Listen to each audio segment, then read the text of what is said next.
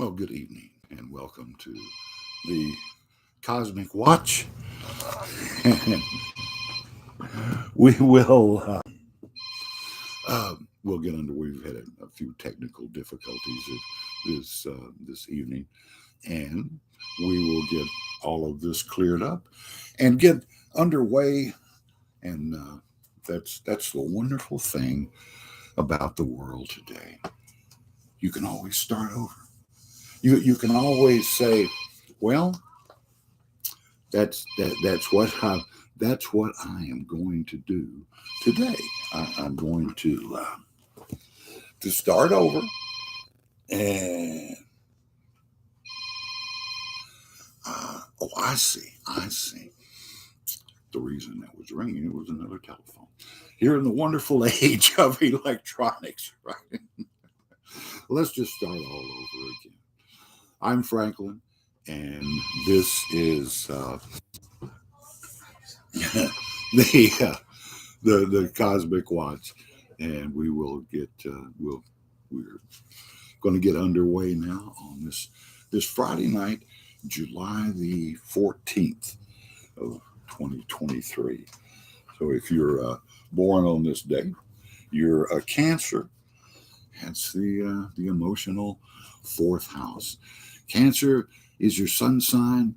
If you're born today, your moon sign is in Gemini. And Gemini is all about needing change, needing spontaneity, needing to have change become a good thing in your life. And that's that really is the good thing about life is reincarnation, allows you have another chance. So we welcome you unofficially to the Cosmic Watch. I am Franklin, the Astrologer, and the way to have a private reading with me here at weforetell.com would be to find the contact number and the schedule below in the description box there. Check out our other free material right here on YouTube. You'll find the horoscopes and the tarot card lessons and readings and compatibility videos. Some very interesting information. And if you like what you see there, please hit the thumbs up because it really does make a difference. Thanks for your support. Here on the Cosmic Watch, we also have a chat room. And the chat room is to do readings for those subscribers to the channel who join in and become the program.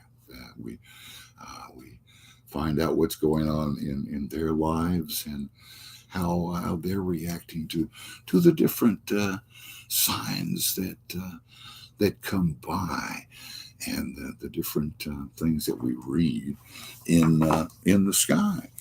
It really makes a difference as to what time of the year it is, because, like I say, if you're born today, of course you're a Cancer, but for everyone,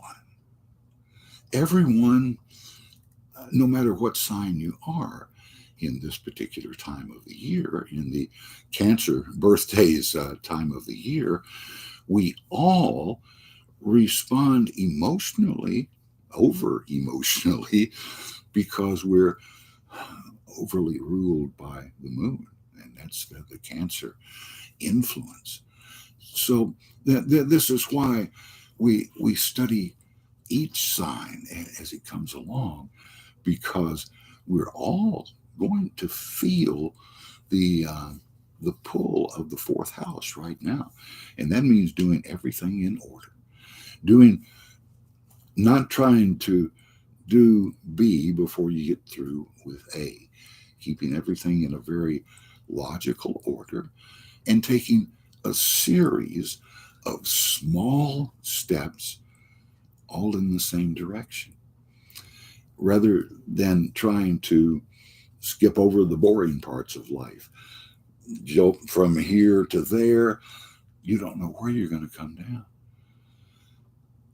almost always, when you try to leap ahead, you end up having to redo what's just taken place. So, it, going back to the start is the penalty you pay for doing things out of order. It is also the penalty you pay for getting stuck in any one step. Taking the first several steps, the first step always the hardest, do whatever you're going to do.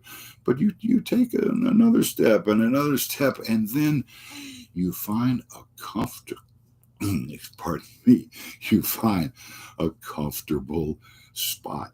I must have been talking about myself. My guides often try to jump ahead of me and get out and say what needs to be said. Have you ever had that happen to you? Have you ever had your guides put words in your mouth that needed to be said, but at the time you weren't ready to say them? You wonder, where did that come from? I wasn't thinking that. I didn't want to say that, but you said what you meant. And this is often how your guides come to you and try to become a part of your life. Try to be helpful. Try to move you on, and also to experience your emotions. One of the reasons, here's SJ saying good evening. SJ, has it been a good week for you? What's on your mind tonight? SJ is nice to have you. We're in the middle of summer now. I mean, it is so hot outside. My grandkids are out back in the swimming pool. Right? It's that time of year.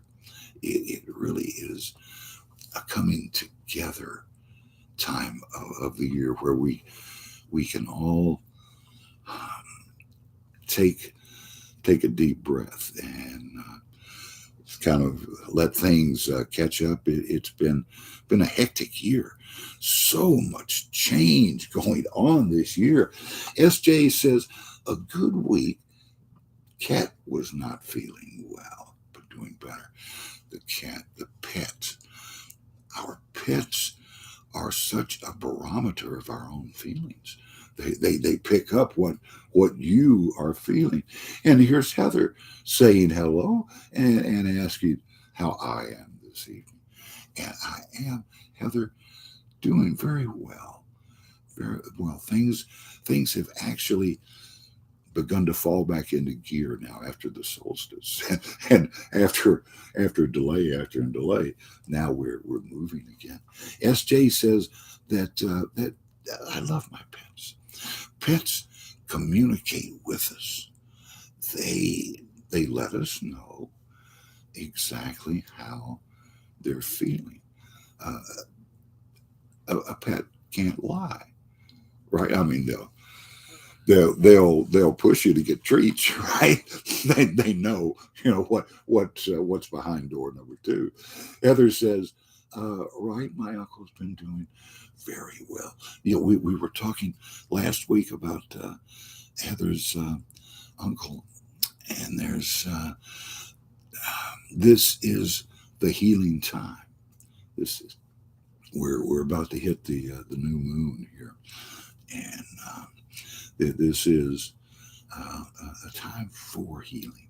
This time of the year is when we all really feel our best because we're getting the most sunshine.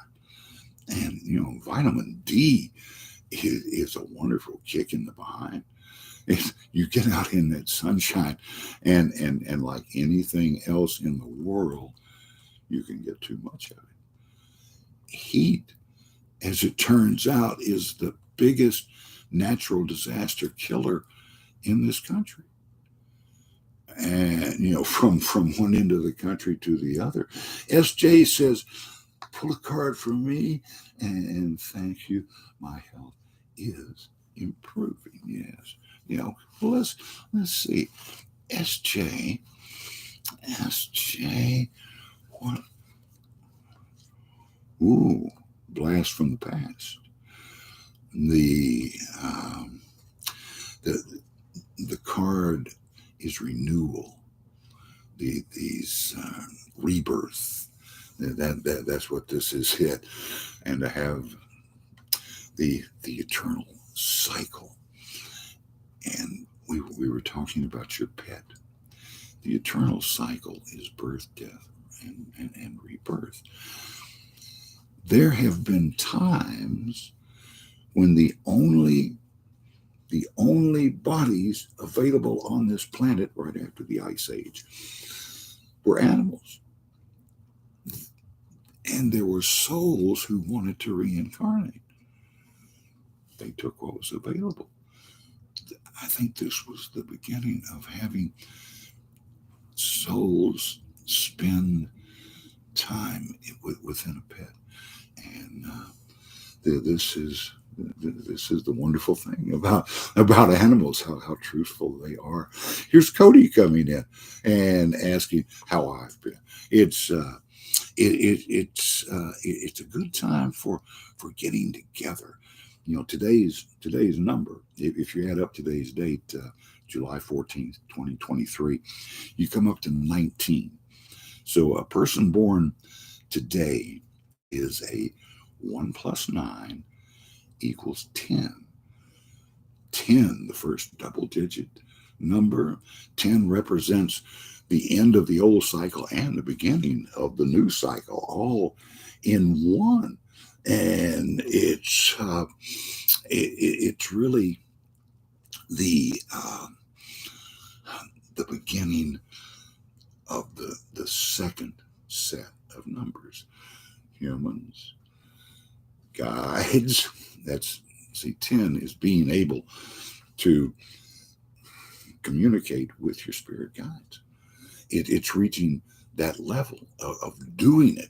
1 by itself is all about action, all about doing it, all about Mars, And so the 10, taking 1 to the next level, you take your actions and include the spirit world, and you begin to communicate, to meditate with the spirit world.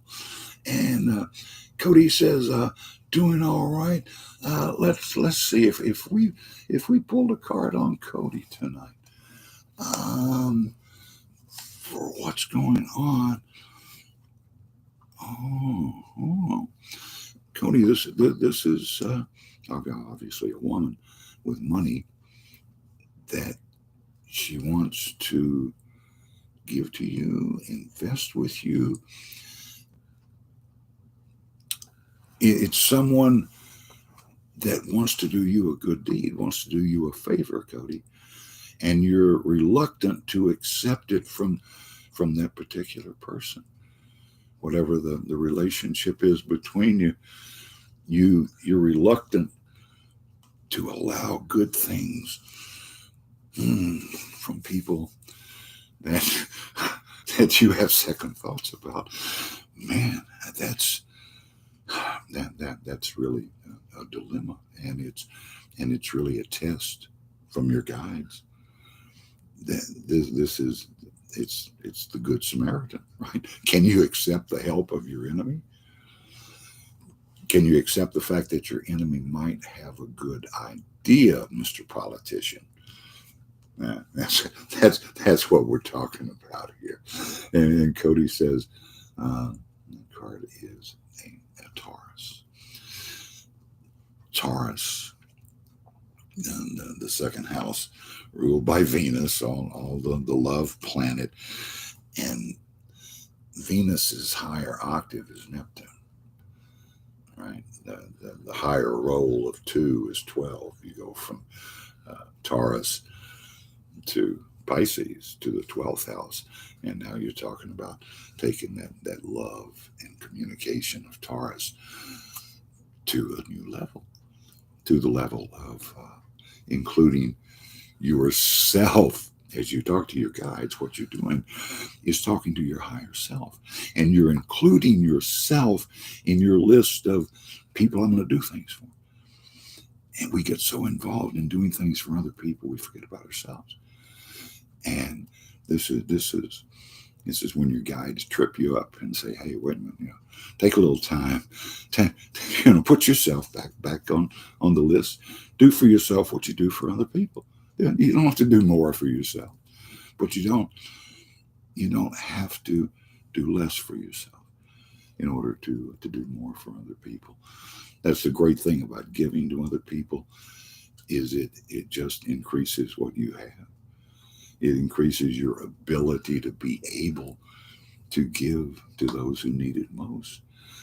And it really is. That's a very true thing, that we all can be. Yes, Cody says the beauty of giving is that you don't deplete yourself. Not when you give for the right reasons. It's just like the whole idea of holding money too tightly.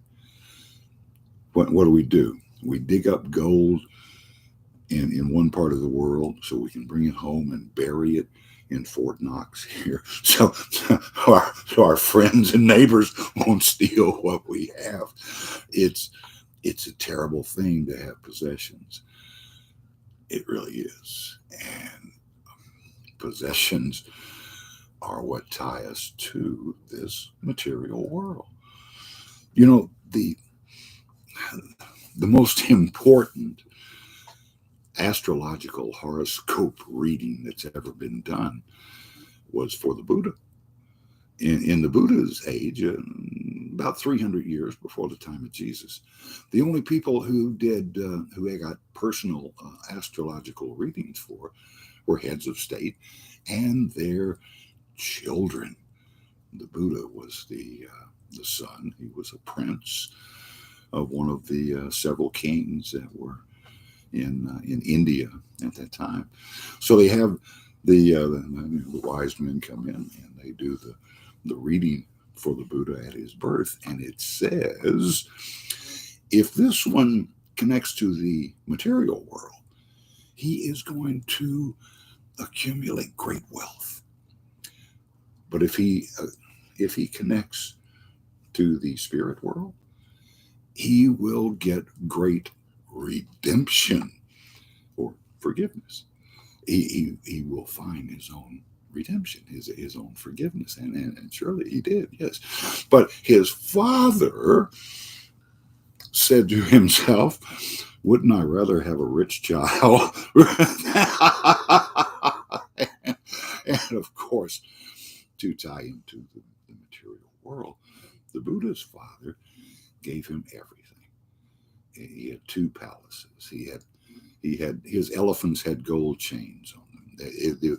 The opulence was top of the line, as much as he could. So, and his father was attempting to tie the Buddha to this world, to the material world, by giving him all these possessions and saying, "Okay, now you're responsible for all these possessions, and you have to go run the factory, and you're responsible for all these jobs now." And as we all know, the Buddha rejected that. He left it all behind, went to live in the wilderness, tried to starve himself into having visions. Cody says, I was going to tell you earlier, listening to a Larry King radio chat with Jackie Gleason, and it was done back in the 70s. So I was listening to old Jackie's conversation. Larry King reminds me, wow, that imagine 100 years from now, when everything we do is going to be on some sort of tape, or well, surely not on tape, but digitally preserved, and it will be the ultimate time machine, to be able to immerse yourself in what you know is the past. I think that somehow the ultimate entertainment later on, 100 years from now, is going to be each of us will actually have the movie of our life, the video or whatever, but it'll be stocked, and we will be able to watch our own movie and see what we were doing at a time way back in our life. See what your parents were doing when you came along, and you can virtually do that. That's I think that's going to be the biggest entertainment. So much of communication is being laid down.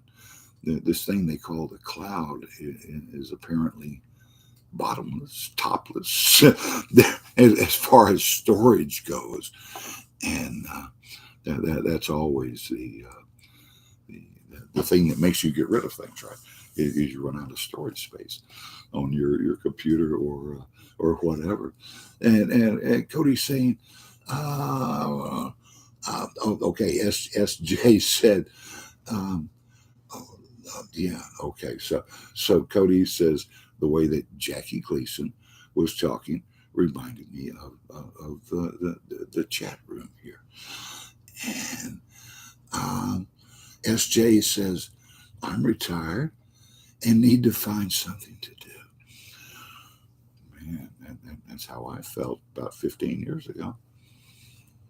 And the reason I retired was I had several heart attacks, and I literally couldn't work anymore.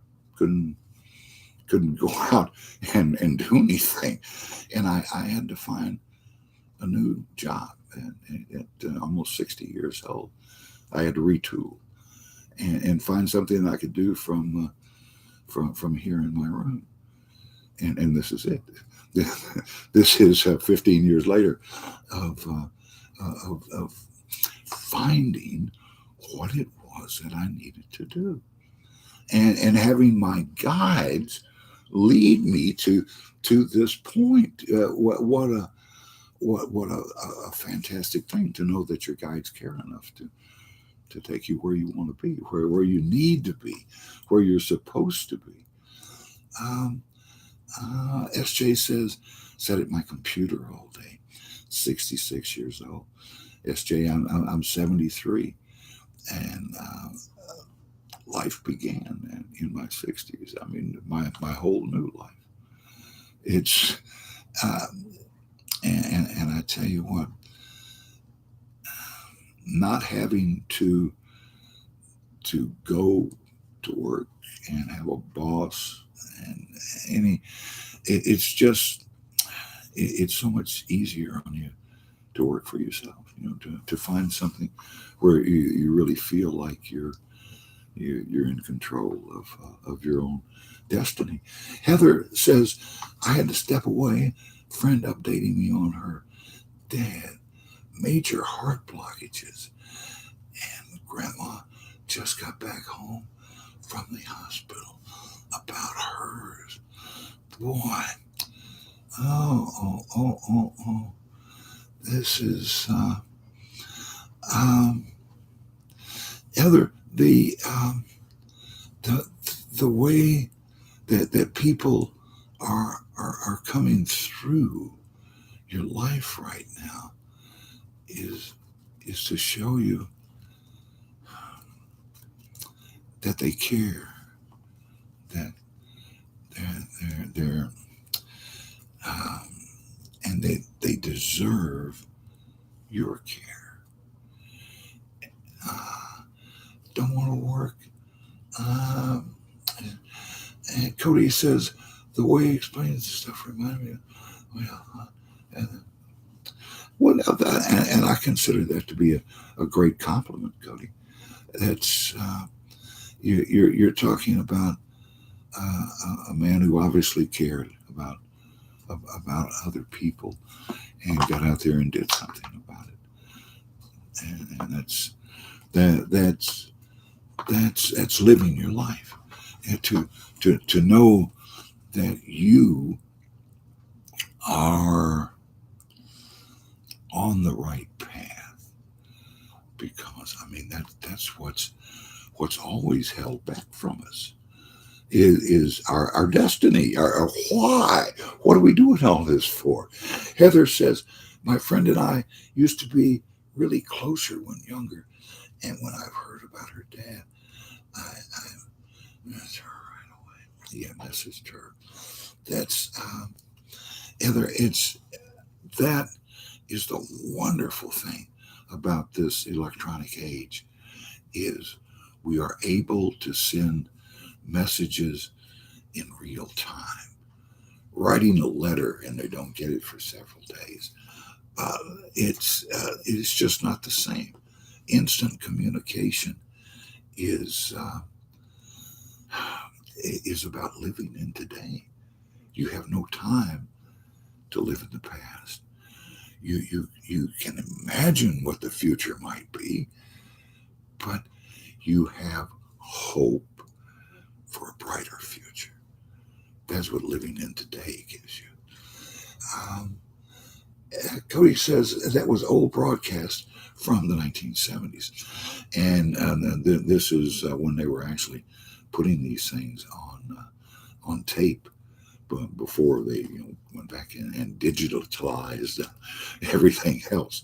The some of most of the great silent movies were on celluloid tape, which is highly flammable, and several studios burned and took like the Tom Mix did over 300 movies, and there's only two that survived. You know, who's, who's Tom Mix? You say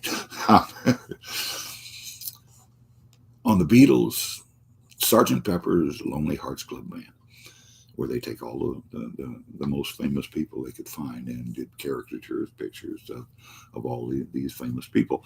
The guy next to Marlon Brando in the huge white cowboy hat, that's Tom Mix.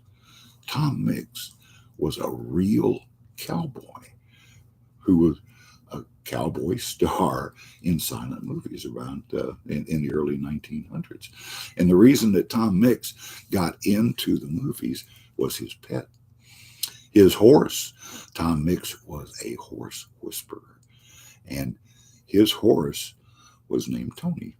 And before it was all over, he was known as Tony the Wonder Horse because Tony was able to do anything that Tom Mix would ask him to do, such as the thing you've only seen in cartoons where a horse jumps from one peak to another peak with a cowboy on his back. That was Tony the Wonder Horse, the first horse that would ever run beside a moving wood burning locomotive was Tony. And Tom Mix got off onto the train, did his business, got back on and rode off, and it was a miracle. It was the greatest thing that had ever been filmed. And this is this is what pets are all about: total communication of you and your pet. Your pet takes on the mental attitude of whatever house that they're living in, and it's a great thing to be able to not only to receive the love you receive from a pet, but also to be able to give love to what is considered almost an inanimate object, right? And to not have any feelings, and of course that's wrong. And when we start when we start with pets, we really open ourselves up to realizing that God is everything. Everything is God. The black holes out there are God.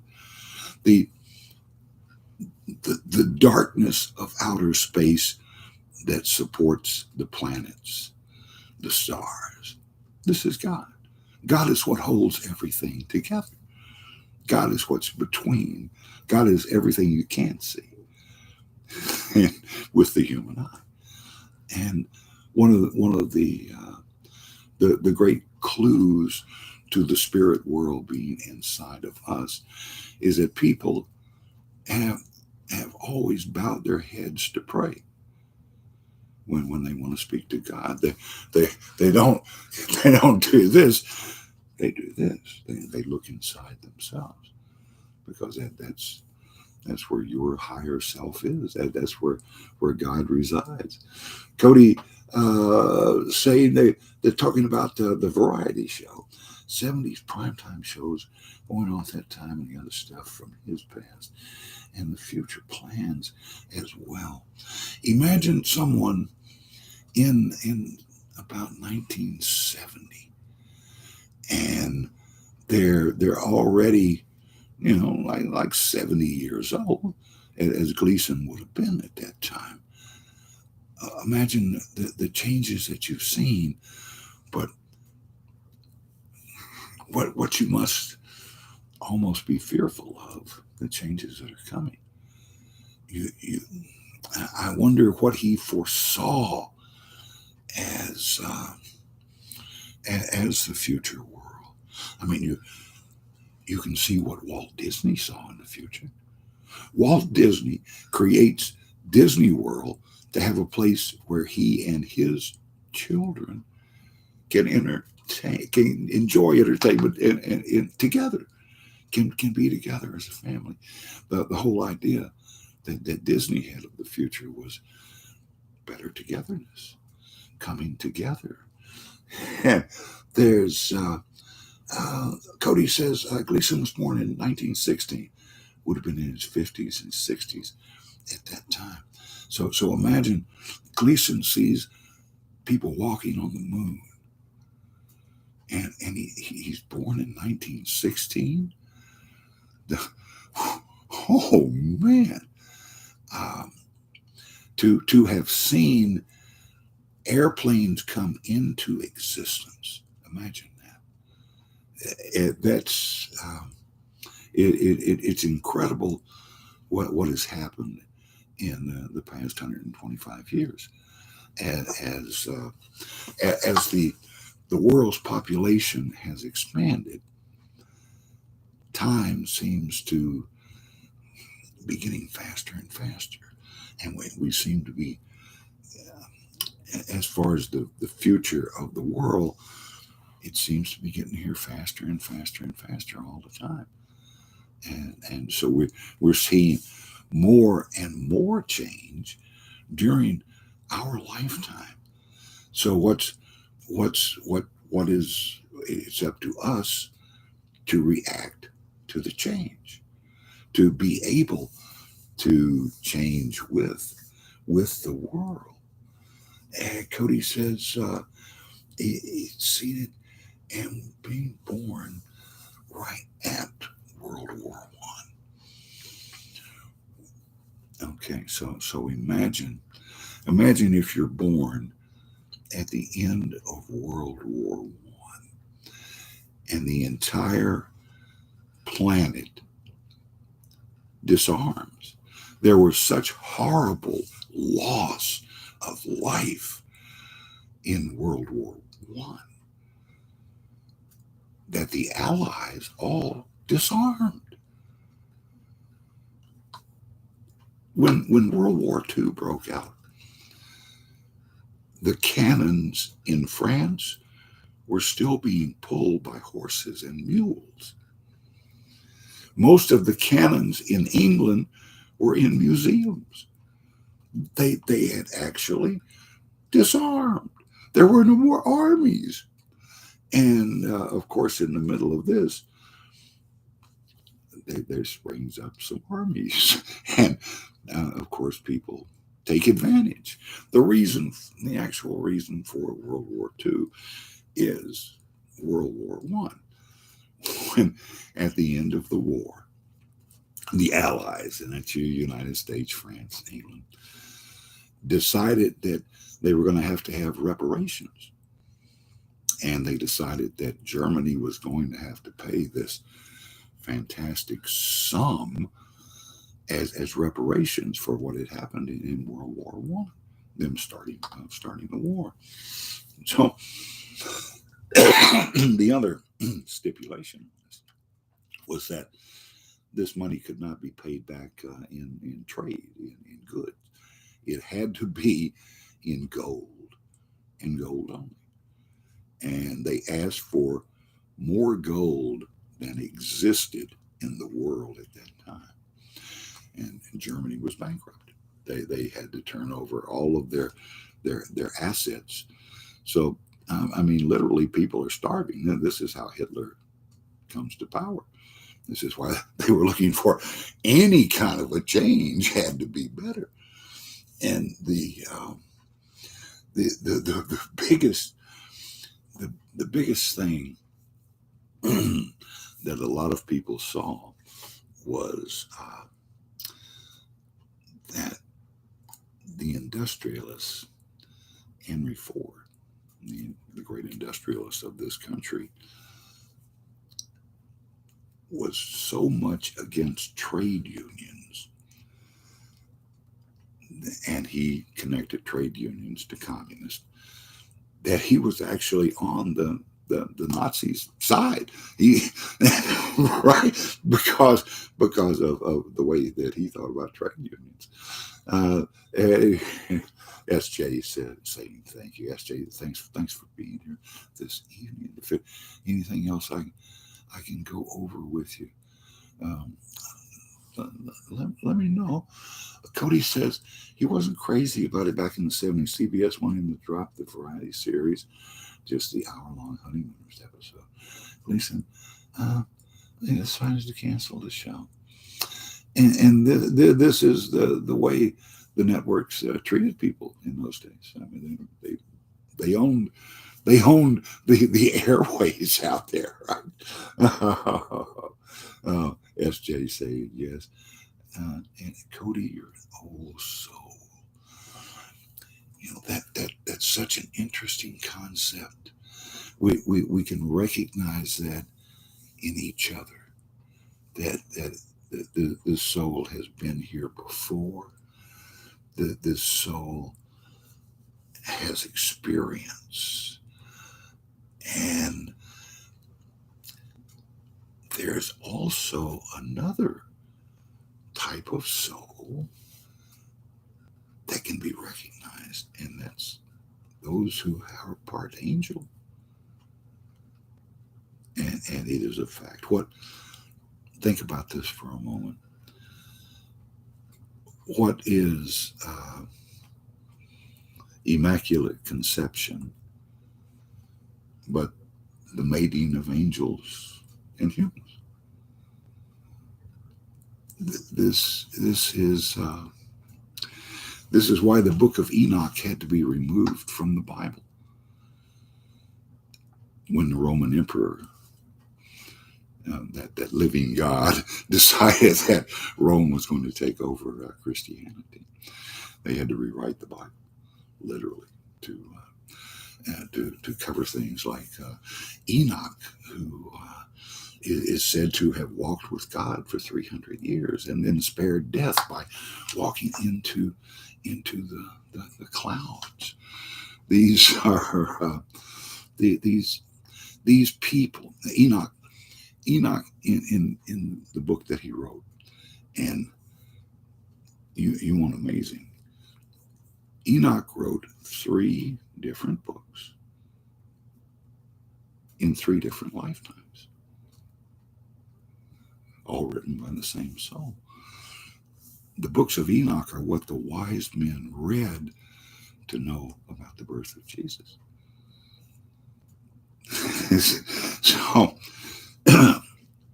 Enoch explained his own extraordinary existence by saying that he believed his father was a fallen angel.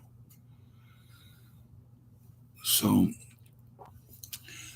there have been, ever how many thousands of years ago, remember, angels came first. Angels were here when people came into being. Angels came first. Angels had free will. Angels had already been through Satan being thrown out, cast down to heaven, and now we have fallen angels. Angels and fallen angels are both under the same mandate from God to push humans toward their enlightenment, whatever it takes. And if you're a fallen angel, you might even tell them something that's not true for their own good. For their own good, to enlighten them. here's Cody saying, if I was back in 1970, I would be telling CBS to give Gleason, Sullivan, Ted Max Original Amateur Hour, and Red Skelton to give them 3 more years to work on more of their productions. You know, the one who really survived and got to keep doing what he was doing was Jack Benny. The Jack Benny program was just like Benny. He was stuck at age 39. That was the joke, right? Well, the entire program was stuck somewhere in the past. And even it begins as a radio show and had a long run in the 50s and 60s on television. And they did the very same bits with the same characters on the television show. They just had them walk over in front of the camera, and Jack would give it this. And one of the finest entertainers there ever was. But he was low-key enough to stand out from the crowd, to stand out from the Bob Hopes who were over the top, always, always over the top.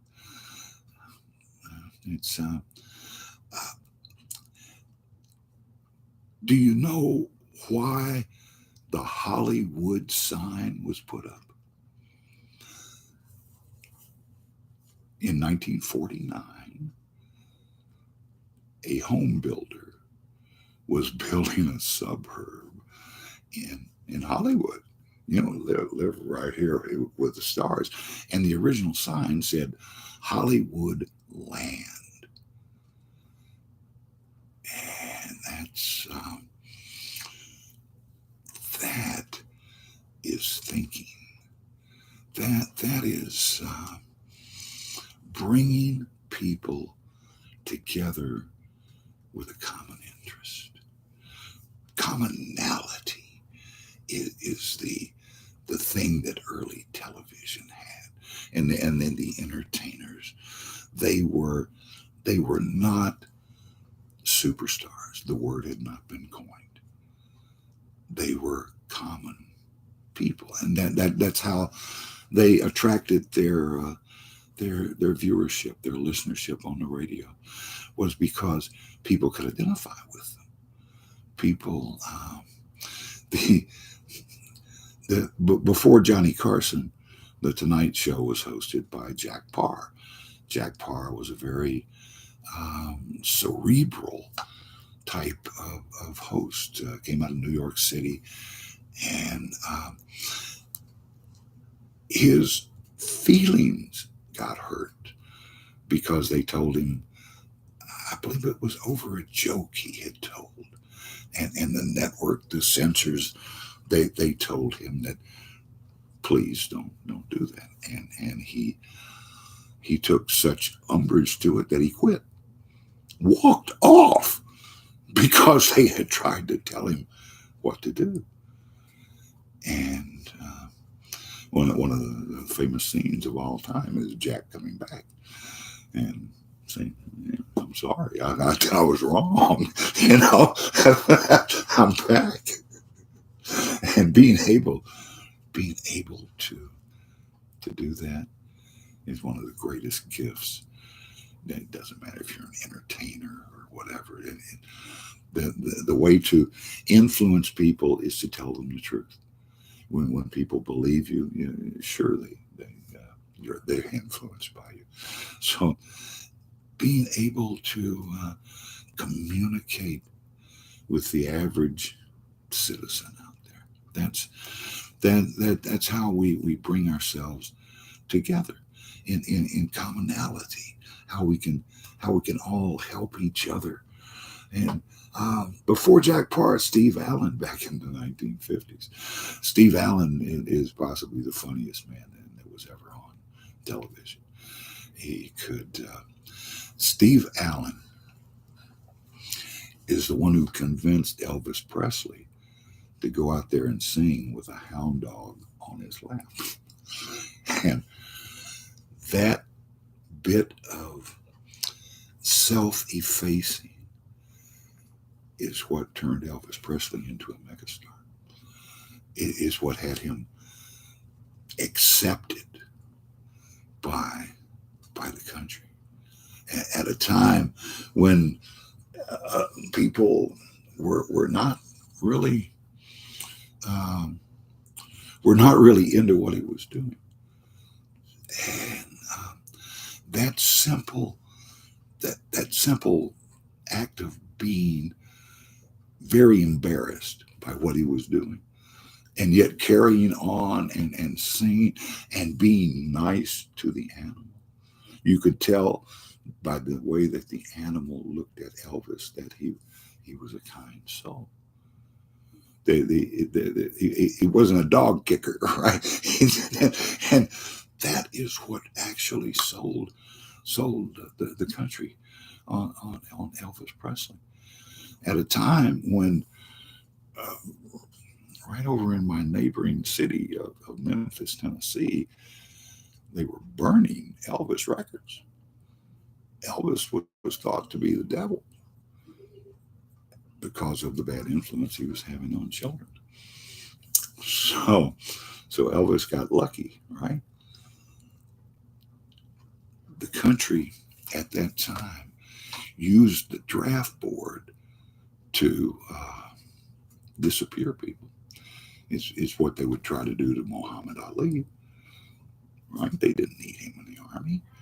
Well, they did the same thing to Elvis Presley. About 1957, 58, Elvis was suddenly drafted. And it was professionally, it was the best thing that ever happened to him because he got to come back a few years later as the clean cut boy compared to the Beatles, right? He didn't have long hair. He had long, greasy ducktails, right? But he was able to take on an entirely new persona and get out there and put butts in the seats, sell those tickets. Cody says the cool fact on the Tonight Show was it was an hour and 45 minutes. Yes. And imagine the shows of today trying to cover an hour and a half. It's that's a long time. It really is in television time. And it was because there was no competition. When the Tonight Show came on, it was virtually the only thing that any television station bothered to put on after the news, after the 10 o'clock news at 10:30. Every station signed off at midnight. Some signed off at 10:30 and just ran a test signal throughout the night because they're literally, they thought, number one, there is no audience. Nobody is going to sit up and watch TV at 3 o'clock in the morning. And also there was no programming to put on. When the first place that reruns were used is in late night and overnight just trying to fill the airtime. And so what becomes famous is some singing stars who realize the power of insomnia and how many people were sitting around and watching their TV. So Cody says in September of 1980, Carson changed it again to 1 hour for each night. And that was simply because Carson had asked for everything else. It was just a matter of, it's like professional athletes asking for hundreds of millions. Well, is there really a difference between 100 million and 200 million? It's an incredible world out there where everything can be bought. Everything is a transaction. And they started having other late night shows until the mid 1960s, and more of it in the 1970s. There was a time when late night shows could really make or break someone. Bill Clinton, his presidential campaign was really pivoted upon his appearance on the Arsenio Hall show and playing the saxophone, being a regular person, showing that he really was a regular person.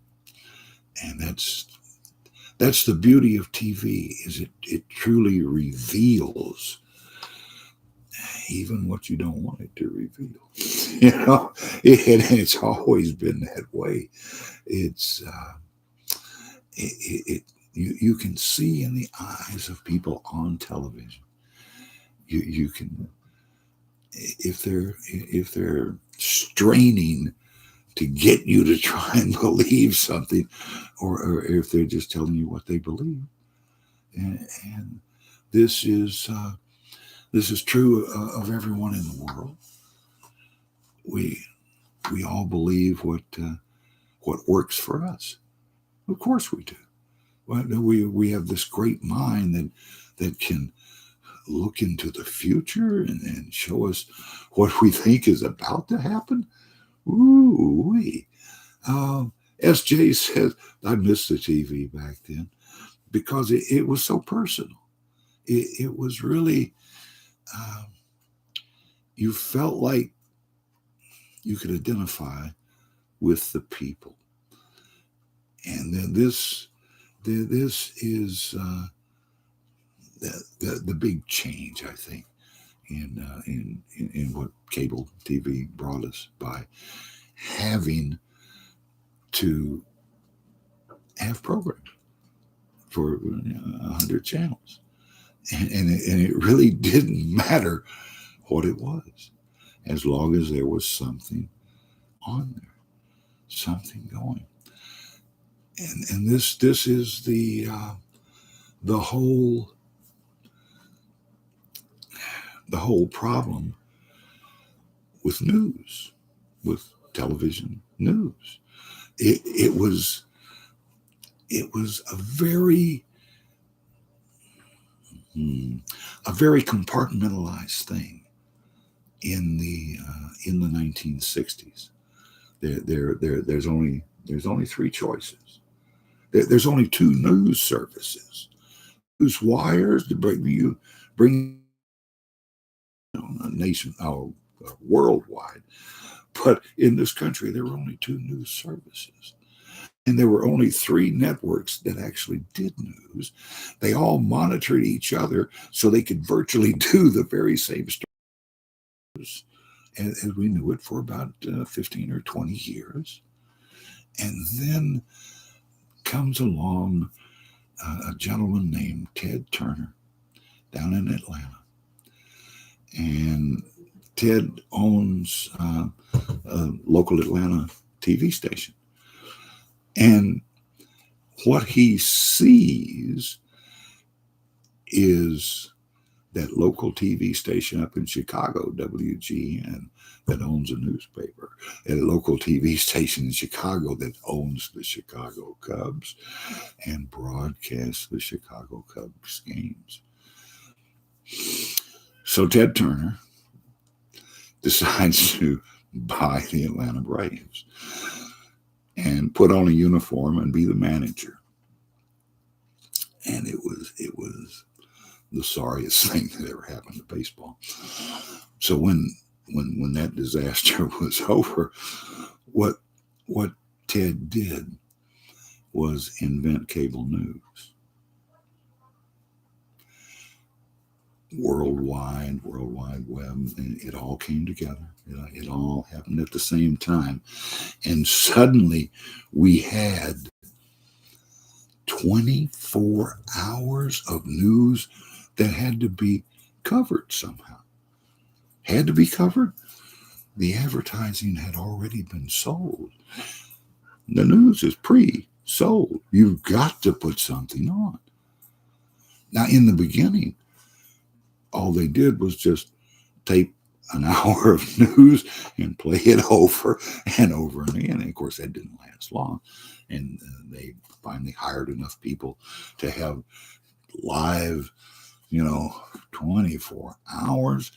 There's just not that much news. There's never been that much news. There's never going to be that much news unless you invent it. Unless you actually, little by little, you get to the point of making news up. It begins by making a news story out of what your competitor news operation is doing, right? Let's report on what they're doing wrong. And once you start there, it's a slippery slope.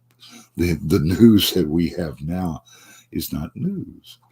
It's much more of a celebrity news report, right? It's just they talk about people that you've heard about because they want you to come back tomorrow. And of course, the biggest tool of a news operation is to make the audience angry.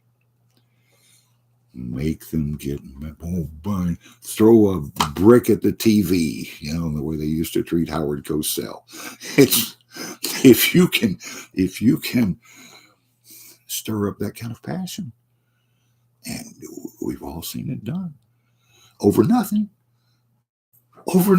and start a movement. It's incredible how once a ball gets rolling. This was Newton's theory, right? A body in motion tends to stay in motion. And even more true, show them, validate them that they have gotten you to get up and go out there and do that. So that's where news has gotten to, and where it goes from here. Who knows?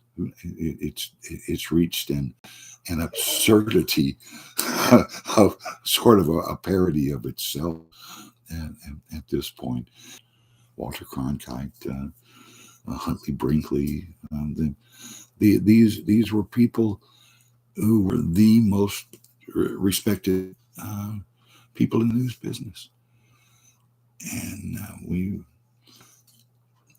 now have to have performers, especially on the local level. My dog is saying your hour is up. How about getting out of here? Okay. I want to thank all of our participants in the chat room tonight, and remember to hit the thumbs up button to show your support. This is the Cosmic Watch. I'm Franklin, and I will see you next week, same time, same place.